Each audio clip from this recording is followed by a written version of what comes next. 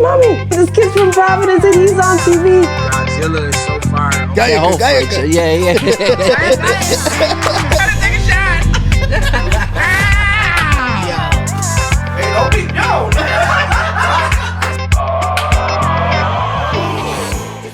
Welcome back, and thank you for tuning in to another episode of the E&A podcast. I'm your host, Frank, and today we're going to pick the minds of some producers in the building that we have today.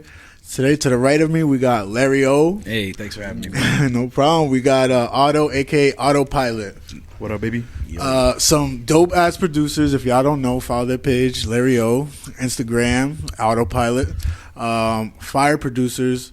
Y'all familiar with FLStudio? FL Gang. Oh, yes. Building.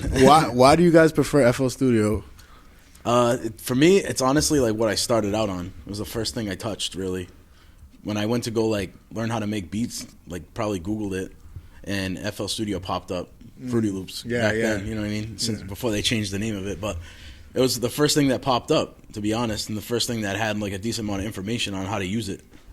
So, and it was, you know, at that point it was like easy to get, so I got it, started messing around with it. That was FL3 I started on. So it's been a minute. What color was the pepper? I think it was still orange at that point. Orange. But it was like the old logo. It said like right? FLStudio 3 on the logo, like it said. I think the words. 3 was like green. Oh, the 3, yeah, the number like 3 was on it. Yeah. Fire. Yep. I got a quick question. So yeah, it just popped in my head. Did you use like the computer keyboard or actually like MIDI when you first started? Oh, I didn't have a MIDI. I didn't even know like I could get one at that point. You know what I mean? It was like straight.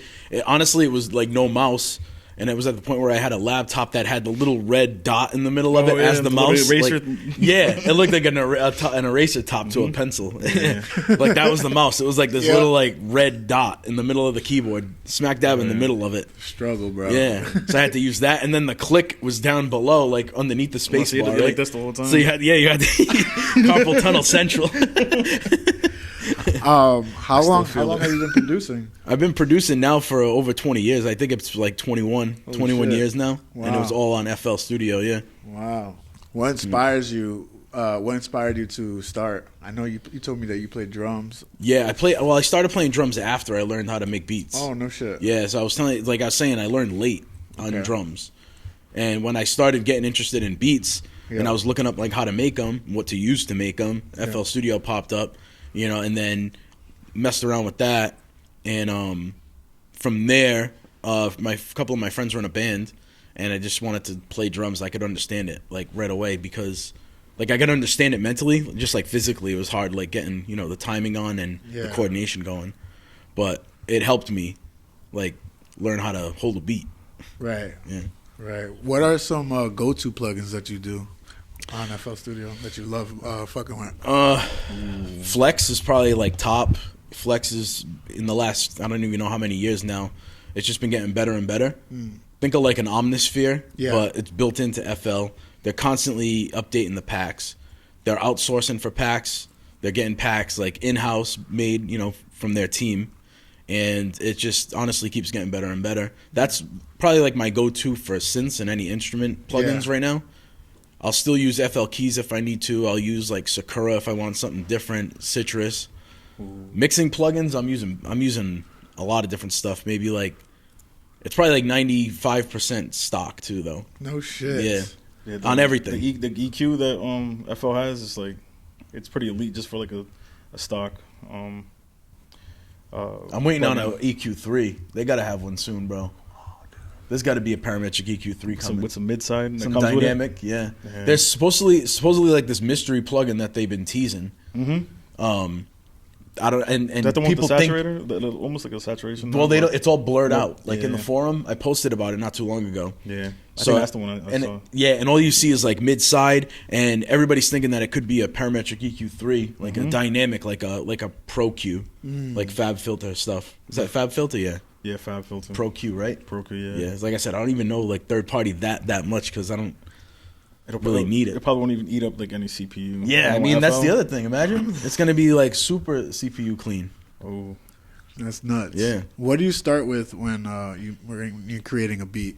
Because I know some producers work with artists that specifically want a beat made, but like, What are your steps? Like, do you make the drum kit first? Do you make the melody first? Most times it's melodies first. Yeah. Most of the time. Sometimes I'll get inspired and it'll be drums first. Like once in a while, I'll hear some drum sounds that just inspire me right away, and I'm like, oh, I just gotta throw that 808 in there or something, or that snare. I definitely want to use that snare. Let me just throw that snare in and put it on time for right now, and then add hi hats. Sometimes I do that, but most of the time it's the melody first. What are some packs that you use for drums? For drums, recently I've been using a lot of drums that knock from Decap. Oof, yes. Like I think I think I have his volume 7 or 9. I can't remember which one I have. I was just talking to him too because I had him on the show. I can't remember which one, but it's like one of my go-tos. Super like clean, and you can find samples like in that match like different genres and styles. That, and then there's this one from Cody from Internet Money that I use. Yeah. And Chemix, he did like a collab kit. Yeah. That has a lot of really good 808s in it. And there's this other one, Baname, by this female producer, Kobana. Okay. She's super dope and has a really good pack. Really good pack. What are some like producers that you look up to? Like some like your top 5 producers that you love listening to? Yeah, so I'm older, so I mean, but it's still like a lot of people's top. I would say it's got to be like Timbaland. Oh hell yeah! I was gonna say it's got. I mean, Timbaland probably made me want to make beats. You know what I mean? Hell yeah. Early on, I was out. He definitely inspired and motivated a whole like generation. Yeah, hell yeah! And then you're seeing like those little clips come out of the studio, and you're like, oh man, I gotta be that. I gotta do that. So, and that was back when we got very little content. So to see those like little clips, I'll still sometimes stop on one that I see, pop up in my feed and watch it, and brings back so many memories. Yeah. 'Cause there wasn't that many back then. Things like didn't really go viral. There was no viral back then. So, right. Oh yeah. So whatever came up, but that he was big in my inspiration. Yeah. Kanye's production early on. Kanye. I can hear both of those like in your snares and like some like your drum. Yeah. The drums, like the patterns and stuff. I was like, there's this one beat I made too. I was like, damn, this sounds like heavy Timbaland inspired. I can't remember. I did this one with Piffin back in the day. But definitely huge inspirations. Dre, of course. Dr. Dre. 3-6 Mafia stuff. Juicy J. Oh yeah. I mean, like all that stuff back then. All that stuff in like the early 2000s. Yeah. Dipset stuff. Yep. Oof. There's a few. What about any new ones that you have? Like new ones that you listen to, like Lil CC or? Yeah. I've been watching a lot of Plaque Boy stuff too. I know he's not like producer, but artist wise, like I've been watching a lot of that stuff recently, and some of the guys that he has on there producing. As far as like names right now, it's tough because like I watch content, but I'm trying to think who's out there right now that's like big. You know what's dope? What you think about that? Is it John Bellion? Yeah. Oh, John Bellion, bro. Yep. Just like his whole essence of like just producing or like even like composing is like nasty. Bro, you could tell that shit run through his veins, bro. Yep. It's incredible to watch randomly, him. I was just like, like the streaming the platforms that tell you, like there's new releases and stuff. So Tori Kelly popped up, and I'm like, yo, this drink sounds bang. I heard Timbaland's voice. I was like, okay, this dude's like on the whole production. It's like elite. The drums, the kick, they knock. I was like, yo, I need to start making some tunes like that. And then something I've been doing recently, kind of like creating that R&B pop. It's going for that sound. How do you handle mixing and mastering auto? Oof. You're all at FL, right? Yeah. FL, then some like third party plugins.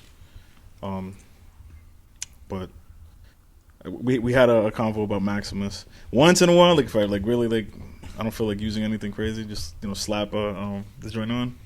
Like I'll use it to like I guess master or limit. But I don't know. It all depends on the track. Like if I'm working with an artist and they have like most of their sounds are like kind of similar, like the drums and like the genre, I'll kind of stick to like a few like some type of saturation, expanding the drums, like a couple EQs. I probably have like two compressors, and like a limiter.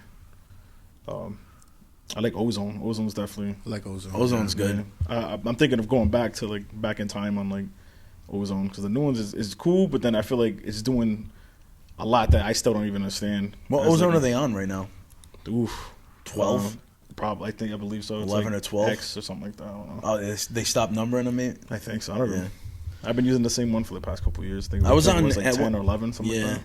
Yeah, I think 11 was the last time I heard of, a new version coming out, but they might be past that now. Yeah, I was using 9 for a while. And nine in I remember that old one. It was like green or orange. Oh, what's it when Nectar first came out? Oh, that was Nectar. pretty fire. Yep. Yeah, like that version of Ozone was like fire. Yeah. Isotope. Isotope had some like next level technology in their plugins. Oh yeah. Before a lot of they had that stem separation technology before anybody, kind of, really? No, Yeah. didn't they? I'm not even sure. I can't remember the name of the plugin right now off the top of my head, but they had one that they've had for a long, long time. Mm-hmm. They also have like D-reverb and D-delay things. And you know what I used to use? I don't know if anyone's done this, but damn, what's it? I think it's called Channel Splitter. It's a FL plugin. And Frequency splitter? Is it? No, it's an old one. It's like 4 sliders. Yeah. And then it's like the mid side, and then stereo left and right. Oh, stereo separator? Is it that one? It's an older one, but it's like a simple plugin. Yeah. And you can so I would throw on samples from YouTube or something from a CD. Yeah. I throw it on FL, and I move it and try to create basically a karaoke track or stem it out in a sense before the AI stuff. Yep. Yeah. And I would flip samples and make a voice or a percussion pop out, and that's what I was doing. I didn't know you could even stem stuff out. Yeah. I thought you had to have the actual stems the projects. Yeah, the it didn't thing. exist. Mm-hmm. Yeah, it didn't exist for a long time. How much easier has AI helped you produce beats? Is it a lot easier or is it the same? Do you think? I'll let him tackle that one. Yeah, I feel like certain things have gotten a lot easier. Like you mentioned stem splitting in AI, for instance. So I mean, recently I've been using it for custom stuff where a lot of artists that I work with will say, I recorded on this reference track, but I need you to make a brand new beat around it. And they'll send me the reference track, and I just want to get to work right away. So I'll literally take the reference track and separate all the stems, leave the melody just so I can get the key and maybe the chord progression, and then I'll use the vocals to make my brand new beat around it. But I won't take any of the elements out of that original beat because I'm remaking the whole thing. But especially if they're singing, I want to get the rhythm and the chord progression right. Yeah. That way things will still flow, and then just flip everything else around it. So that helps me really get to work right away. And then the AI mastering stuff with Master Plan, bro. Ooh. Master Plan has been the best thing I've probably used in a long, long ass time. Because before it was I would struggle with mastering forever. Now all I do is I have an EQ, maybe a soft clipper, and then Master Plan, and then that's it. Ooh. That's literally it. And I throw it on a Mario sauce. Yeah. I throw it on a balance preset, and then I tweak a little bit from there. They have different presets in there. Yeah. And some are bass boosting. I do the balanced one, and then I just tweak a few things, maybe stereo, maybe some highs and lows, and then the big loud knob that's in the middle. Okay. And it doesn't destroy your track either. Yeah, That's the crazy thing about it. A lot of those one knob ish type of plugins, they might squash your mix, but this one doesn't. Yeah, I've had some third party plugins completely distort or just blow it out of proportion. Yeah. It's dang, it's too much. But then if it's too much or too little, but I guess that's depends on how you're mixing. Yeah. Because I like to have it almost sounding like it's mastered or as close to it as possible, so that when I do stuff, it's less. Basically, kind of how you do it. It's the less stuff you have on your master things, it's the easier to go back and do something. It's oh, can you switch these drums out? Sure. Right. Yeah, you know what's I like to. I never done it like that. I think I did it once and I tried it, but I just didn't like the outcome of stemming out the vocals and stuff.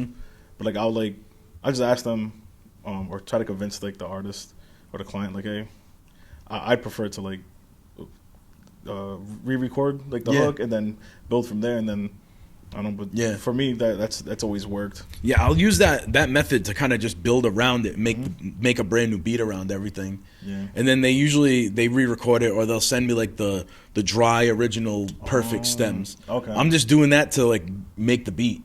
Like Okay. as soon as they send me a reference and I'm inspired, I don't have to wait and say, "Hey, can you?" Because I like making the beats, especially like if I'm making a beat around somebody's vocal, or if they already have a vocal. I like making it around the vocal. I leave that vocal there. That way, I don't overproduce anything. So I'm doing that, and I'm getting right to work. That way, if I'm like inspired right in that moment, I'm working right away. So I love that. Are there like any FL shortcuts or hidden features that people overlook? yeah, I think so. It's definitely.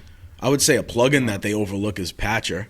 Oh yeah. Like that's probably one of the biggest things people overlook. What does that do? It's literally like it'll give you endless slots in your mixer. So if you look in FL or a lot of DAWs where they have the inserts for effects and plugins, and a lot of them just limit you. FL is at 10, right? They limit you at 10. I never get to that anyway, but it's like one major thing that I see everybody talking about. But I'm like, you have Patcher, just use Patcher. Yeah, you can put one Patcher there and put and patch together 75 different plugins and only be taking up one slot in your mixer. So you don't need all those slots. Why? It's basically like a canvas that you can. Some people have like recreated plugins that are already out and just kind of like use the resources of like FLStudio with Patcher. So like they'll do like 5 EQs and create like a Pro Q fab filter. Yep. Yeah, that dude Frank Pohl. Yep, Pohl, yeah. Frank Pohl, he recreates plugins, real like third-party plugins, but in Patcher. So he patches together all these different FL plugins and features and wires, cables, knobs, levels, and then you can also like make the interface, the front of it, look however you want. You can customize the front of it to make it look like a plugin. So he has one that's for Soothe. Okay. Have you ever heard of that plugin, Soothe? Yeah. And he made one called Smooth, and it looks just like it's like knockoffs. He's making knockoffs, and he gives them all out for free. Oh shit! And I don't even think he's like really doing anything right now, to be honest. Like I don't even know if he's really doing much music, but he's like a genius when it comes to that thing. Yeah. And one of the guys, he's like one of our heroes. Yeah, for real. They exist, and we just like I appreciate you. And he like doesn't really, and it's like one of those guys like, I don't really care about it. Who's like, who cares? You could tell like he's not even like trying to make a living off of that side of things or anything. Like he just does it for the culture. Yeah. Yep. That's awesome. That's awesome. Now, what are your strategies when you're layering sounds and building dynamics? When I'm layering, I'm looking nowadays, especially like after learning for so many years, I'm thinking about it like, how would I EQ these sounds? So I'm looking for highs, like a high sound, maybe a high mid sound, and like a lower sound.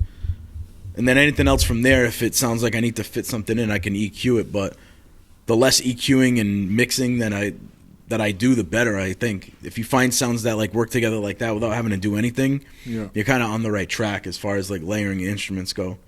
Gotcha. Like, it's what about you? What do you think when you're layering stuff? Layering, I'm always looking for like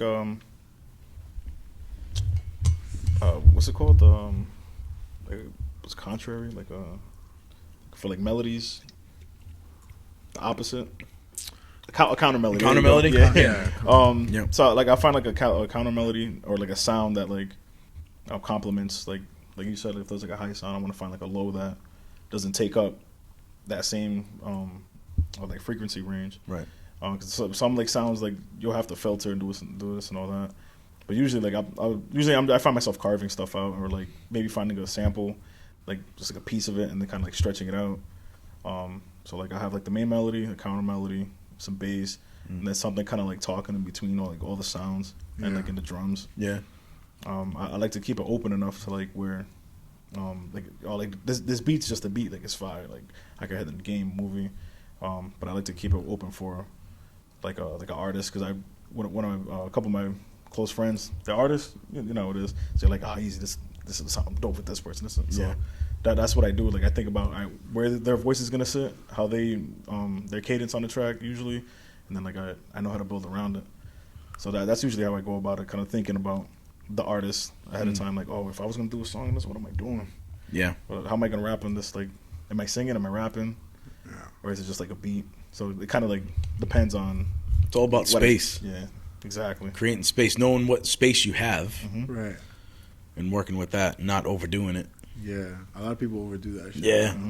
Like you said, overproducing. Right? Yeah, I mean, I did it for forever. I probably still do it sometimes, but Yeah. I need more cowbell. not enough. What's the fastest beat that you guys ever made? Because I know this guy, man, he made a beat like in like 5 minutes. Bro. Yeah, I don't even know. I'm sure he got almost 25 years on his boy. He can definitely blow me out the water, but Like a simple beat that's still like effective. You know what I mean? It's like, It depends. Sometimes if you catch a vibe, yeah, it could be 5-10 minutes that you get like a really good 8-16 bar loop, like and not even like crazy rushing it. yeah, You know, I'm sure that could be different if I tried that, but I'm sure I've made like a really good 8-16 bar loop in 5 minutes before. yeah. Because I made him sample a Grease sample from the movie Yeah. Grease, Yeah. and this dude just like did it like in like 5 minutes. Yeah, sometimes it just flows like that. Yeah, 'Cause he already knew what the sounds he wanted. So I asked him like what sounds. yeah. What do you hear? Like what's the style? And I was like, okay, I know where to go. Then like aside from like slicing like the beat up, the sample, like it was kind of like easy to go. So it's like I kind of know already how to make this beat. What's wild though is that these young dudes that Speed like, runners. the speed runners, yo, that Yeah. Oh, yeah. Robbie, I Yeah. forget what his Rob it's like a Rob group- it's a group of TMB them. or something like that. He looks mad young. Mm-hmm. He looks like he's like 15. He might be. I'm not sure if he's 18 yet. But he'll like, I don't know how he knows what the world records are. He probably just sets them himself. Yeah. But I think there's like a group of speedrunners that use FL that they take pride in recreating a beat, like a really popular beat, Yeah, in like 7 seconds. And they all have like a timer on the screen. yeah. And they practice and practice and practice. And he does it like on a live stream. And he'll sit there for hours until he gets it in like 7 seconds. Shit, He'll keep on making the beat like Yeah, he'll just keep going and going and going. Yeah. shit. And bro, it's crazy. Crazy. They don't even be saving. Sometimes they'll like, just like freestyle it and be like, let me make something. They don't save it. They don't save it. They're like, let's go on to the next one. I'm like, yo, these guys are whining. Well, good thing for backups though. But trying to find which one was that beat was crazy. Right. Oh, yeah. The backups like if it's not named or you don't have everything they pre-labeled, Yeah. it's gonna be like untitled. Yeah, yeah. Untitled. Right. You got to have that like auto save every 1 minute. Mm-hmm. They changed it now. It's like you could do it every 1 minute. Yeah, that saved my life. That Yeah. The just that autosave. right there. Yep. Because you have options. Never, once in a while, Yep. risky, and then like. Always. Yeah, now it's 1 minute. 1 It minute. was 5 where they used to cap it. Mhm. And then there was some producer that was like, yo, why don't we have every 1 minute? And they just made it. They put an option in there for every 1 minute now. Every minute. Crazy. I Autosave. love that because it helps. It helps with like if let's say the fucking electricity turns off Yeah. or some bullshit happens. You know? Yeah, what I you mean? never know. That's Computer fine. crashes. Yeah, exactly. Yeah. Especially the hard drives. I'd be like, bro, I had a hard drive full of beats. That shit just shit the bed, bro. Yeah, Lost I was it? just about to Lost ask. everything, Damn. bro. Wait, how do you save your stuff? Both the Me? Yeah. Is it directly onto the computer or like on On external hard drive. Yeah, external hard drive. for External, sure. yeah, solid state, not a disc. Yeah, yeah. Yeah. Dude, What yeah. about you? I learned the hard way of just kind of Flash like, drive? I had one corrupt. I used to go to Ace to 20 and then like we used to like, you know what I'm saying, like crack some joints and then like so one day I had mad people's like stuff on it. I was like, I was like, I don't need a hard drive. I got a 64 gig flash drive, bro. That joint locked up on me and I could only drag out and I couldn't. Like, Ah, I damn. can't even format it. I still have that to this day. One day. One day you'll be able to get in it. Yeah, but during COVID, I was making beats for my boys, and like I was just like editing and stuff. This one particular day, I was in the basement. I had caught COVID. The family was like, "You're gonna get us sick." I was just banned. I felt like just like you know what I mean, like in a cave. I'm just like it was all cold and like you know. So one day I pick up that day. I mean, I was like, let me go use the bathroom. All right. So for some reason, I was kind of like on a couch like this, but I had like the hard drive on the floor for some reason. I had it hanging, and then I went to go like get up. I heard boom. I was like, Dang. oh. Learn the hard way, man. Have to get an SSD and solid state. Yeah, that's Bro, what happens. The platter that's inside, like the disc, like shattered. Yeah. I was like, damn. I guess you can like probably like 2 terabytes of just like damn, bro. I guess you can 5 years recover of them, music. but that's crazy. Yeah. Damn. But I see how much it would cost. We looked it up.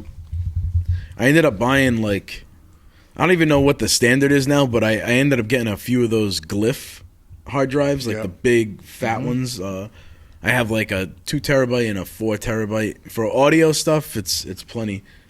I might be close to filling up the 4 terabyte. I can't remember, but you know I have a few of those or a couple of those, and then I have a disk drive an old disk drive that it stopped working a bunch, and I ended up recovering it at one point, so then I could move it. That's what I think made me go to the solid states. I never even dropped it. It just one day was like not spinning.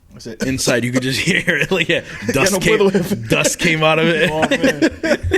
It wasn't even smoke; it was dust. I'd be scared. Sometimes like the wires are just like faulty or like just burn out. Yeah, because once in a while I leave everything just there overnight and like I'll be back in the morning. That shit's been spinning for 3 days. Right, it's just swinging. Yeah, the wires will come on like that every time. Like just something like seems off. I'm just like my heart's just fluttering. It's a crazy situation with these. These Have you guys ever been a part of like producer battles? Ooh. No, I mean I've judged a couple. I've held a couple, but I don't think I was ever like in one. Have you done Have you ever done a panel for was it Third Shift? Remember when they were doing? Oh, Third Shift. Oh wait, yeah. I don't ever think I was in the producer battle though. Oh. I did a performance with Piffin when we had the group the Lopside, the duo that we had of the EDM hip hop stuff. Yeah, that logo right over there on that. That was the case that I had in my old studio way back. That's the logo for me and Piffin's Lopside. The Seesaw? Yeah. That's fine. Yeah. We were doing a lot of music together, and we did a show. Some fire joints, too. Thanks, man. Yeah, we had a lot of fun, bro. That was probably like my most successful music project I probably ever put out. Like just the music that we made, we got the most streams, the most plays. We got asked to do a shit ton of shows. What's the name of it? It was Lopside, but at first when we first started out, it was just Larry O and Peter Piffin. All the music we put out was Larry O and Peter Piffin. And it's just instrumentals? No, it's vocals. Yeah, he's a rapper and singer. You guys performed. We did PVD Fest a couple of times, few times, and then we did, the Hemp Fest, like the Weed Fest in Boston a couple times, like maybe 2 years. I think we did that. We did a bunch of like weird EDM festivals that were like in the woods. We did a couple of those in like Maine. We got asked to do like a whole bunch of different shows. Yeah, we had a lot of fun. The first EP we put out was called Happy Camper, and there was this one song called Elevated. Never thought in a million years it would be that would be the song. That's the one. And that was the one, bro. It's always like it just started going like crazy, and this was SoundCloud days. No shit. Ooh. So SoundCloud was popping. I figured out like a strategy on Before SoundCloud. The subscriptions. Yeah, yep, for real. Yep, way before all that. So this was like 2016 that we put that out, and I figured out what's that? It's a good year for music. Yeah, bro. Yeah, and SoundCloud in general, people discovering music on there. Yeah. But I figured out this strategy on SoundCloud that some people were doing. I just caught on to like some patterns. But back then on SoundCloud, what you could do is find a bigger channel that was a part of these like repost networks and these networks. They call themselves labels, but I mean it's probably just one dude in a bedroom somewhere, But he's building a crazy following on these pages. Found a page. I can't even remember the name of the page right now, but they agreed to post the EP on their page. So I wanted to get the most views possible. Right. So I'm like, how can I do this? I'm going to have it on mine too, but maybe have it there or have it there exclusively. Yeah. We worked something out, like a handshake type of thing, put it up on there, and he got other pages to repost, and before you know it, like the, audience just picked and gravitated towards Elevated. I mean, the rest of it did well too, but Elevated, one day I look and it's got like 300,000 plays on SoundCloud or something. And I'm like, yo, out of nowhere. And then I look, and then because of that, not because of that, but beforehand, I was like, I'm just going to make sure I put it on Spotify, Apple Music, all that stuff. I was using maybe TuneCore at the time. Put it up there and just completely forgot about it.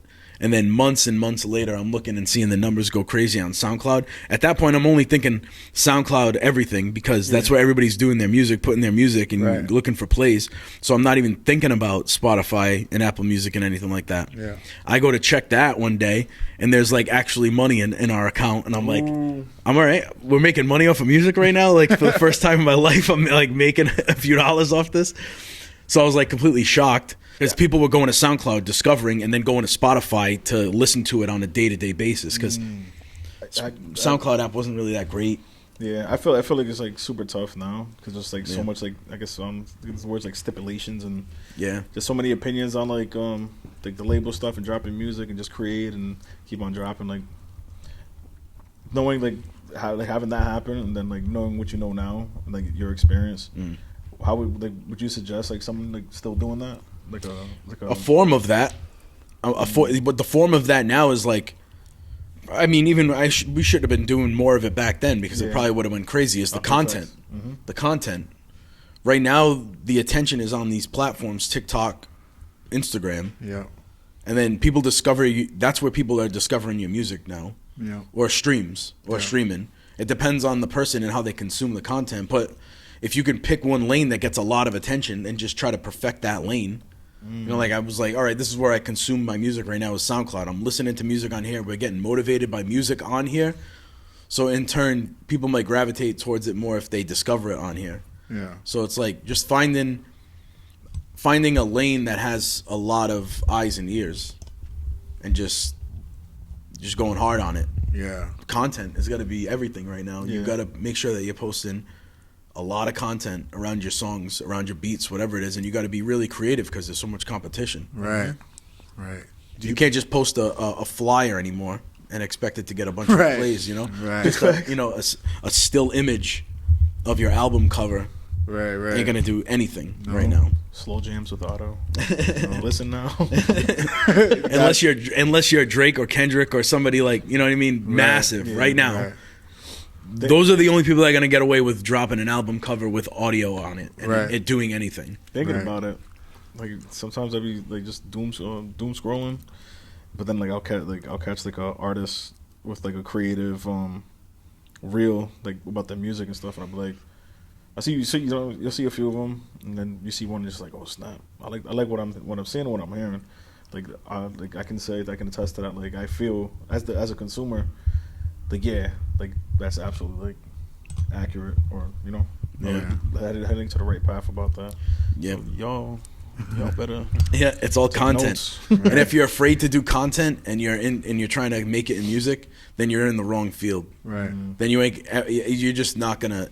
In my opinion, you gotta have the mindset as like if I can't do the content side of things, and if I want to make it in music, it's probably not gonna happen. Right. Like how are you gonna get discovered? Right. A label or anybody, an A&R, a manager, a promoter for a show. Right. That's the only thing that they have to look at of yours. If they want to book you, sign you, pay you. So true. Collab with you. Yeah. I mean, you name it. Anything that's involved, people are looking at your IG first. Right. That's your portfolio. Right. And if your portfolio only has an album cover and that's it on the whole page because you want to keep your page with like one image on, you know what I mean? It's like I'm minimal. How can you expect to get any traction? Right. It's tough. It is tough. You gotta know how to be. You have to know how to create content, right? Throw out some visualizers, and the marketing side of it is like a whole nother side where people don't know how to fucking market their shit, Yeah. Without that.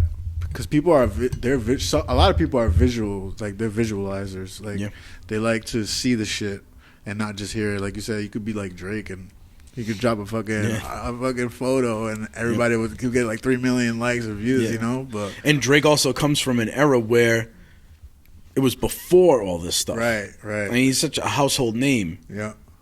You talk about these artists that are already household names, like J. Cole. Yeah. Mm-hmm. J. Cole could do almost anything now. It's just he has a core fan base that's just not going anywhere. Right. He's not worried about gaining every new kid's attention. It'll happen. But he's comfortable doing what he's doing. He doesn't have to say I got to make TikToks. He doesn't have to do that. Right.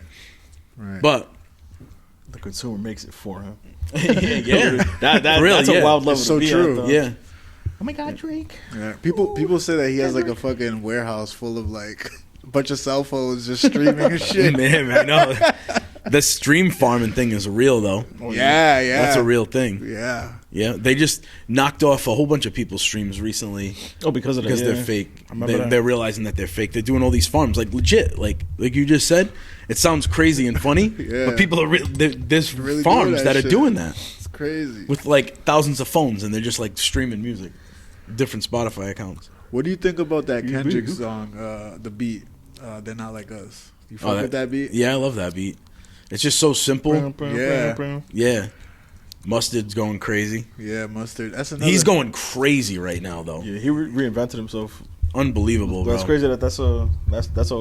He been had that beat from him. He did? Yeah, I might be mistaken for another one, but he had sent Kendrick mad beats, and then he picked that one. I was like, he sent him a ridiculous number of beats too. He was talking. It was like 100 beats a day or something crazy. Some wild number. I just saw it, or maybe I even posted about it recently, but a DJ Payne one said something about it. You guys know DJ Payne one? He posted something about it, and like, producers are always mad why they're not making it, why they're not doing this. Mustard, at the level that he's at still to this day, is sending Kendrick 50 or 100 or however many beats per day until Kendrick's is like, yeah, I wrote to this, I recorded to this, it's coming out tomorrow. Wow. You know what I'm saying? Like, Mustard doesn't have to send that many beats. But then this producer's like, oh, I sent a pack of 5 and I never got a response, and I'm never going to hit him up again. Yeah. You know what I mean? Yeah. He doesn't deserve my beats. Bro, beats nowadays for artists are so easy to come by that they're scrolling through beats like we scroll through TikToks and Reels. Mm-hmm. Boom, 2 seconds. Gotta grasp their attention. Yeah. Nope. Yeah, maybe. Let me listen to it for a few seconds. Nope. No, you know what I'm saying? Yeah. That's how they're going through beats. Wow. So you gotta be on that level of making as many as you can. Really, I mean, being as good as you can, but making as many as you can, you can. Not as many beats as you can that are mediocre. Right. Make as many great beats as you can. Right. Yeah. What's the most beats you made in one day? Ooh. I don't even know an exact number, but I'd probably put it between 5 and 10 in a day, maybe. I've never gone like absolutely crazy. Sometimes what happens, the days that I've probably worked the most would be maybe on like one beat or one song, and it just progressed from a beat. And it might have been in the studio with an artist like Piffin or a Lunch Bag when we worked a lot in the studio.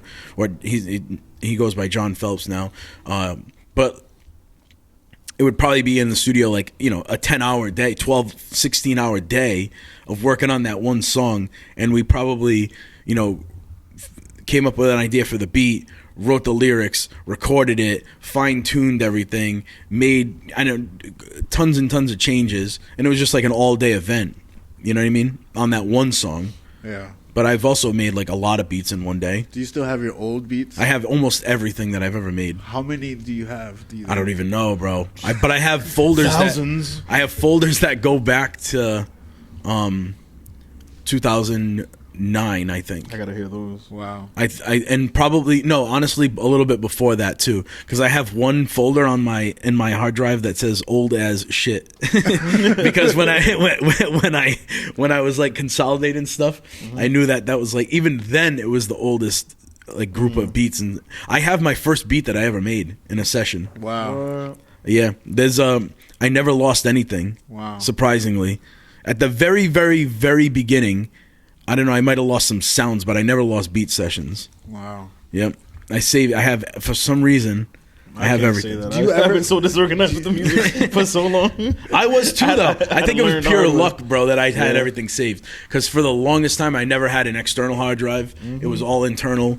And just somehow I got lucky and I never lost my sessions. Have you ever gone back to try to like recreate them?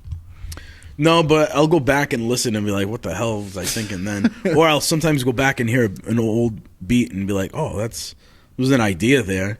I just didn't know like how to pick sounds. I just like sound selection's horrible, but there's a decent idea there. Yeah. I've tried to mix some old joints. I'm like, this is terrible. But then like just the way it sounded at the time was just like, it made like some of the beats were like, oh, that shit, I remember this. Oh, yeah. And then like I try to mix it, and it's like the way I mix now, I'm like, Yeah. How would I like do this over? Yeah. I'm just like, nah. I try to keep it as just brighten it up, like just EQ, just brighten it up, and it sounds better. A lot of the stuff is like muffled and old, but I had like bunch of like boom bap stuff, and I was just like, oh, Boom bap, okay. yeah. You try to mix it like how we mix today, and it's just like, Yeah. that ain't it. Yeah, I'll go back and listen to even songs like I was saying with Elevated, probably my most popular song I ever made. And I go back and listen to that. I'm like, damn, I didn't really know nothing about mixing Wow. at that time. You know, now it's at this point almost 9 years ago. Wow. So I go back and listen, or I go into that session because I still have the whole session. And I'm like, damn, like I didn't do that. I didn't even, you know. This I was could've Larry. Oh no. I could have picked better samples. But it goes to show you that if a song connects, Yeah. like, I mean, look at how many songs that are out there right now that the mixes are like not good. Yeah. You know, Or they're just too like technical. I feel like being like super technical with like the mixes, or like just creating in general, like it pulls back from like the feeling of things. Like yeah. you want to trigger an emotion or like a thought. Absolutely. That's something that I've been like tapping into way more as like as a person, and then the producer, and then the artist, and it's like it's helped me so much. Like a lot of the stuff I'm making now has like that, like you feel something, you either don't like it or you feel something. And it's either or for me. Like now I have no like you have to feel everything on all the songs. Oh, you don't like it? Oh, come on. It's more just like, okay, look, we're gonna make something that you can rock with. Right. Do you feel like music is spiritual at all? Well, I do. For both of you guys, yeah. I feel like you can tap in and out of it. Yeah. There's some like people that you can be in a room, don't have to say much, and you can just be like, oh, I'm feeling kind of gloomy today. Like, tell me a story. I'm cooking up. So as they're talking to me through the room, and then I come up with like some type of like more like upbeat but gloomy type of sound. It kind of goes with what they were telling me. Now they have a story to tell because we know it exists. So now it's like we don't have an excuse to like create something. So I feel like that's like a spiritual type of thing. Absolutely. Yeah. Where it's like, ooh, like you're telling me something, you're making me feel like I as producers sometimes we have to put ourselves in the shoes of the artist or like whatever the story is, and become that, and then just like build from there, like that from that foundation.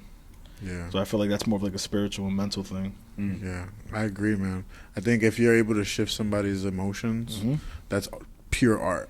You know what I mean? Yeah. Like you're getting the audience to feel exactly what you put in to your music. You know, that's why when I listen to an album, I take my time. You know, I literally listen to it a whole week, every day. Be like, all right, because some days it'll make me feel this way, make me feel that way, and I think that's all on the artist and the producer. You know. Like when we did the album review for what do you think about this album? Some Sexy Songs for You by Drake and Party Next Door. Have you heard that at all? Maybe a couple. I haven't really like. What do you feel about that Nokia song? Have you heard it? I've heard that Who's one. calling my phone? I'm like, I don't know. I don't know. It's just I've heard it. Yeah. And it just hasn't like hit me really. And maybe I got to give it more listens. I don't know. But I get why people like it though. Yeah, yeah. I don't hate it at all. I'm like I look for like I don't know. Like just a certain vibe for the music that I listen to. What's the first thing you listen to when you're listening to any type of song? Like The from beat. these big artists, the beat. The beat. What is yeah. it that you're looking for in the beat? I don't know. It's just gotta kind of hit Stand a little out. hard, stand out in a way. Yeah, good melody, good rhythm. Right. Yeah, I don't pay attention to the lyrics so much. Okay. At the first time around, maybe. Yeah. Or maybe like, you know, when I'm hearing a song for the first time, I'm really kind of my ears just go straight to the beat right away. Yeah. What about you, Otto? When it comes to rephrase the question or ask it again. Yeah, so like when you listen to a song, what's the first thing that you listen to? Obviously, you listen to the beat, and if that's the case, no lie, it'll be like the melody for me. the melody. Like, Yeah, me too. Usually anything that's like new or like on the radio, like I already know like the drums are gonna like slap or have like so like the melodies is what it is for me because I just where I feel like it's like a ride, like it's like a whole new ride that you take with like a new song. Yeah.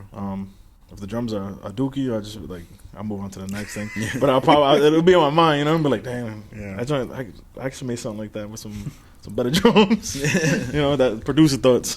Right. There's a beat like a lot of beats too. If I hear it, that make me want to cook up. That's how I know Right. it's hitting for me. Yeah.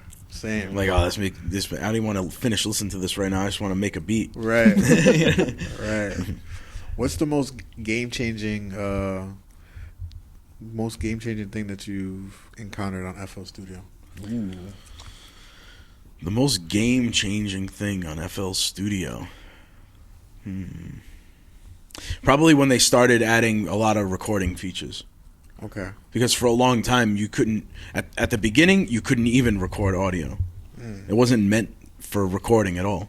I mean, if you go way back, it wasn't even really meant for making beats. It was a part of a whole nother thing that he just wanted to create.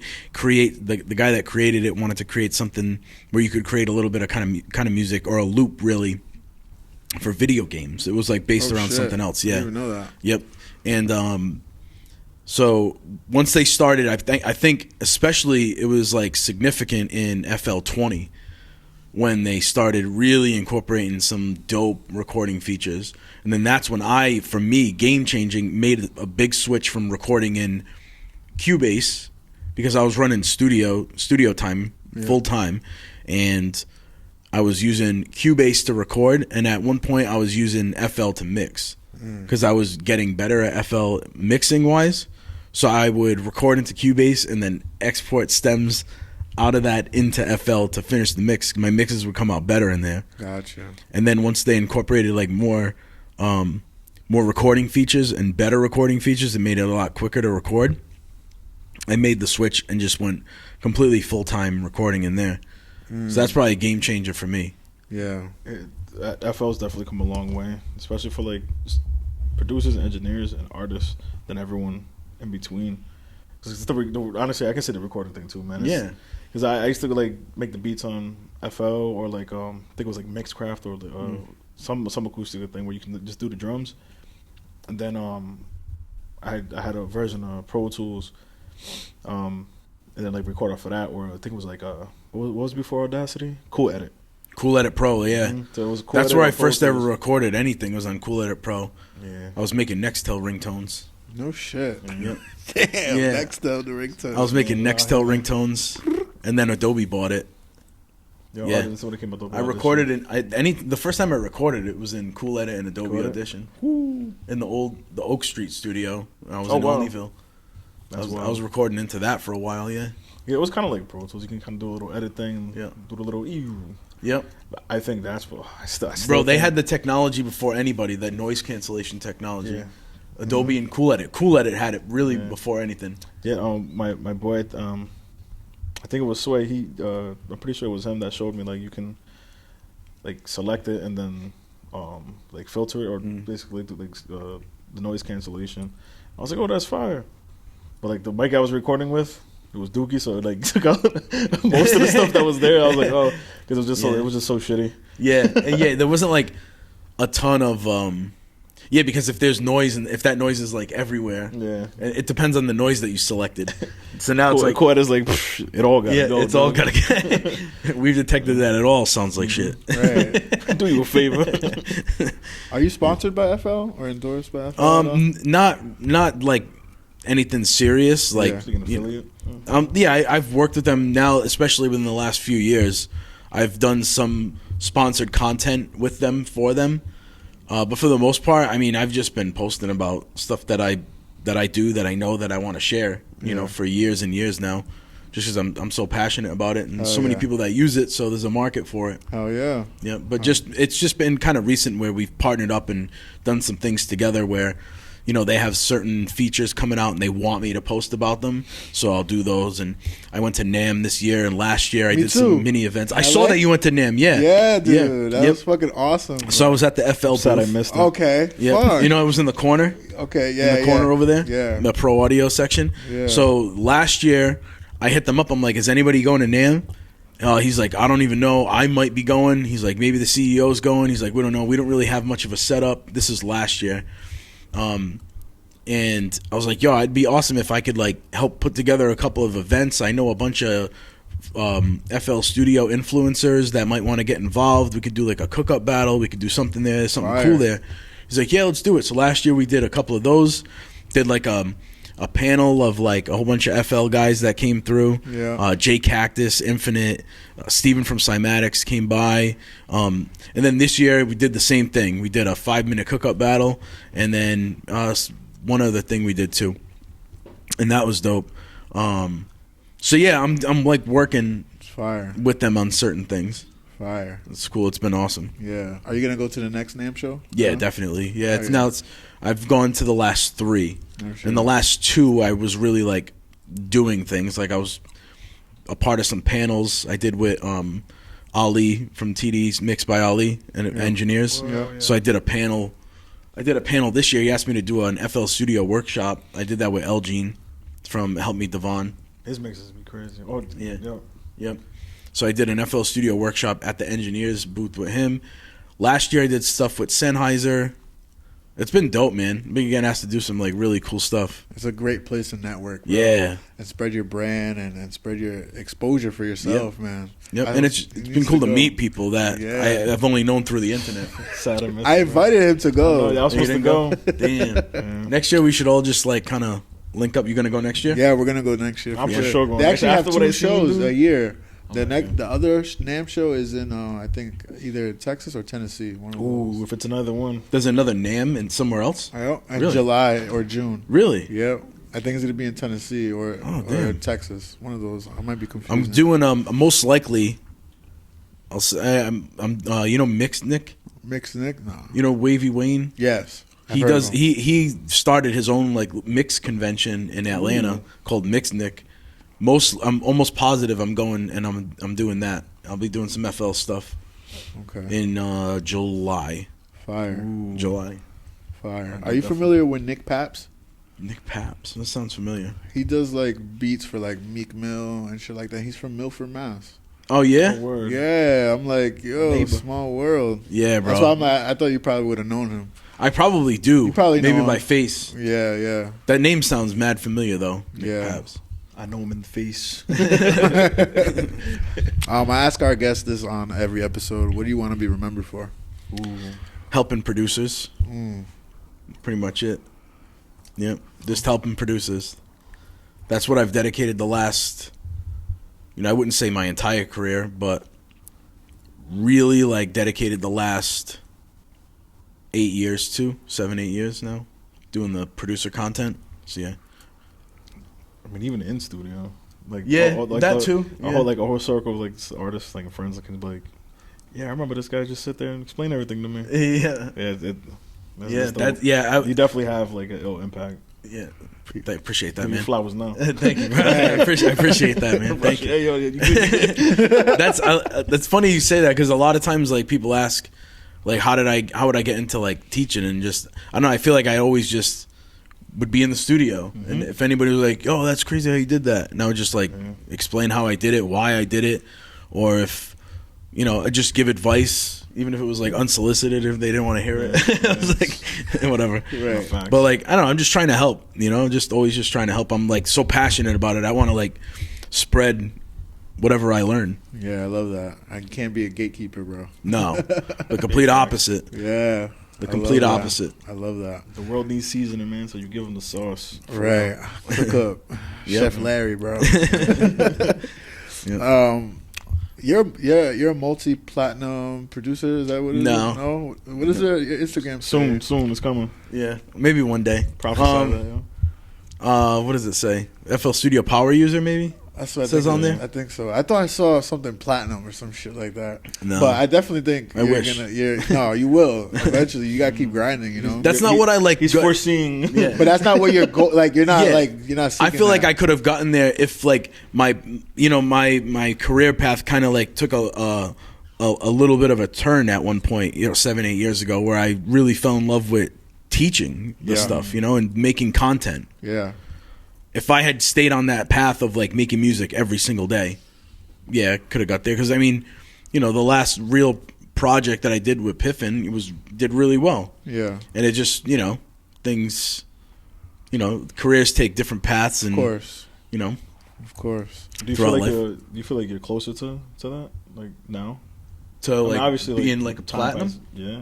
No, I don't pursue it really. I don't like my my goal now is to just spread the knowledge that I have, that I continue to get throughout the years, to other producers coming up, young producers coming up.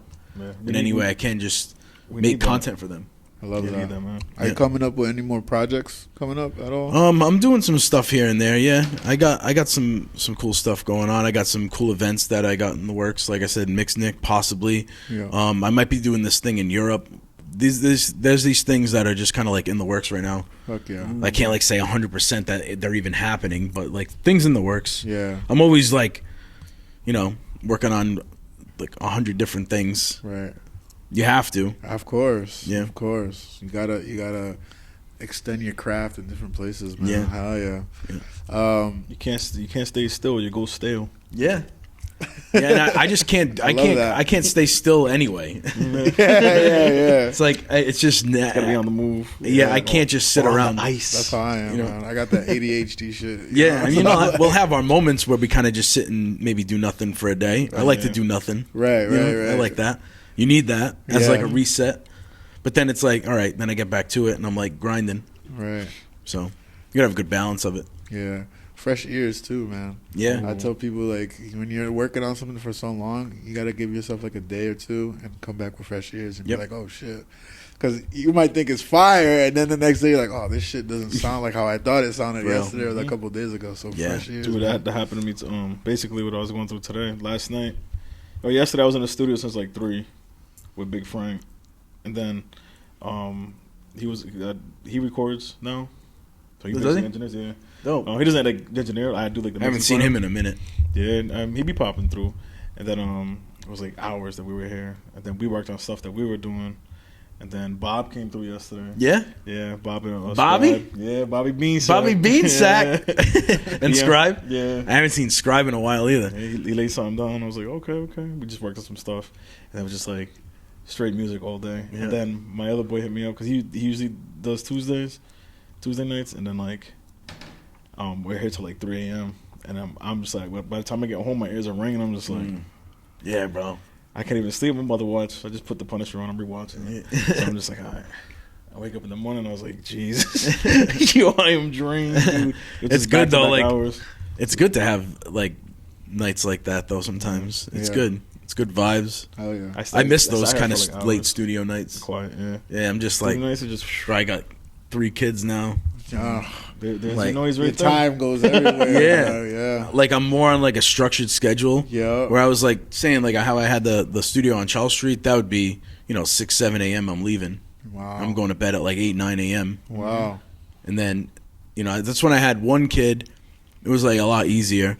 And I was still in that like grind mode of like trying to figure out like what the hell I'm doing. Yeah. And just grinding on my own music, dabbling in content and stuff, and trying to figure out my lane or lanes. Right. But priorities change, and I had to get more structured with it. So by the time my second kid was born, I was like, I gotta like lock in, really lock in. And then that's when stuff like started kind of picking up. Yeah. Like content wise. Love that. I don't know if it's a direct like correlation between the two, but yeah, you gotta have the balance too. Yeah, yeah, for sure. Appreciate your time, Larry. You too, man. Thank you. Otto, follow Larry O on Instagram. Thank you. Follow my boy Otto, aka Autopilot, on Instagram. Show him some love. ATTO_PIO. LOT.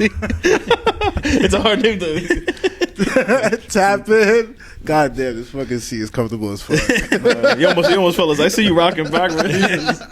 That's what that's why you put the shades I gotta on. come back. I wouldn't be able to get up out of that thing. No, this thing's so I'd be stuck dude. in that.